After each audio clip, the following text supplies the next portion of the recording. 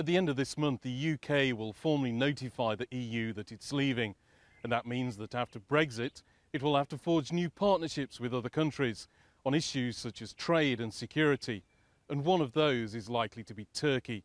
I'm Andrew Hopkins, and this is One on One Express with the British Minister for Europe, Sir Alan Duncan.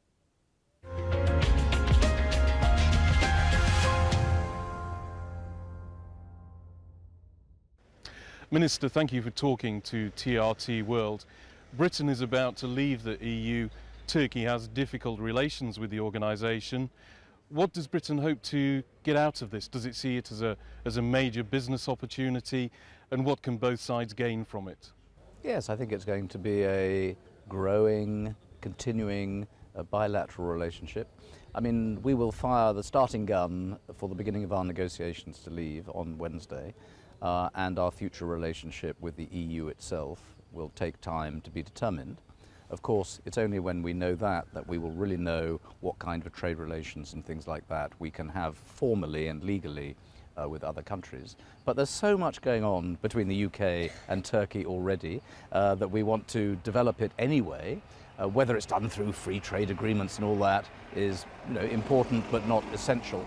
So this is going to be a growing market, and it's going to be a two-way thing. So the sort of things we're discussing here in the Tat Little are good for both countries, and I think signify a fantastic sort of bilateral relationship. When the British Prime Minister visited Turkey earlier this year, there was a deal signed on defence. What other things can both sides gain out of these agreements? Well, any kind of large industrial partnership is important for both sides. Between any two countries, if it's properly structured, but between the UK and Turkey, I think it's not just commercially a good thing. I think that strategically it's good because of the significance of Turkey in the region. It's strategically important for us, the UK, to signify that we are outward-looking, global Britain, as we leave and after we leave the European Union. So it's altogether a good thing. It's plus, win-win, and that's exactly what we want to see in many sectors. Between the UK and Turkey for investment here and the other way, and from one country into the other and back again. So this is good news all round. The UK Parliament's Foreign Affairs Committee has produced a report on British-Turkish relations. One of the things it says is that there could be a deprioritising of human rights in the race to sign new trade deals with Turkey. Do you think that's right? Do you think this is a fair reflection of what's going on? Not a fair assessment, and that's not quite what the report said. It just said, don't forget about the human rights as you're doing the other. Well, that's fine. Everyone here as well would say that. But what the report strongly says is that the UK government policy of totally condemning the coup, of making it absolutely clear to other countries who were very slow to condemn it, that a very, very serious threat to the country and democracy happened from within. And also it's important for us to point out the pressures they have from PKK. And I'm particularly proud to have been the one Western minister which came here within 3 or 4 days of the coup attempt to make it absolutely clear that we condemned it, that we understood what had happened, we understood the magnitude of it, and that we were standing and still do shoulder to shoulder with Turkey.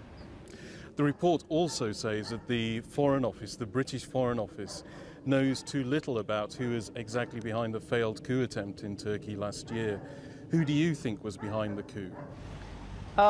I don't think we need to have all the answers in order to reach a conclusion, and by its very nature, something that is hidden, covert and mysterious is difficult to identify and explain in every conceivable respect. So let's not pretend that we have to in order to say that they did it and they absolutely were trying to destroy this country and its democracy. How much do you think the Gulenists were involved? I've said so in my witness session to the House of Commons that they were. I also wanted to ask you about the electronics ban that has been introduced by the United Kingdom. Why is Turkey on that list? Anyone looking at aviation security wants to keep travellers safe. We think that it's better for larger electronic items to be in the hold rather than in the cabin. This will affect UK airlines as well. It's not just Turkey, it's not just Turkish airlines or companies. We are all in this together. and we need to make sure that our passengers can travel safely. So I'd say this is an area where, in order to stand firmly against terrorist risk and danger, we should stand shoulder to shoulder and not allow ourselves to argue with each other on this.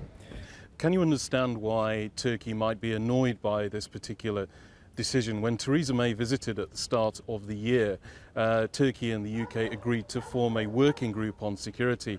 And for many people in Turkey as well, when they go to the airport, they're going to have their computers checked twice anyway. I'm frustrated too. You know, I'm a passenger and my laptop will have to go in the hold, and I say I'm the same as anybody else.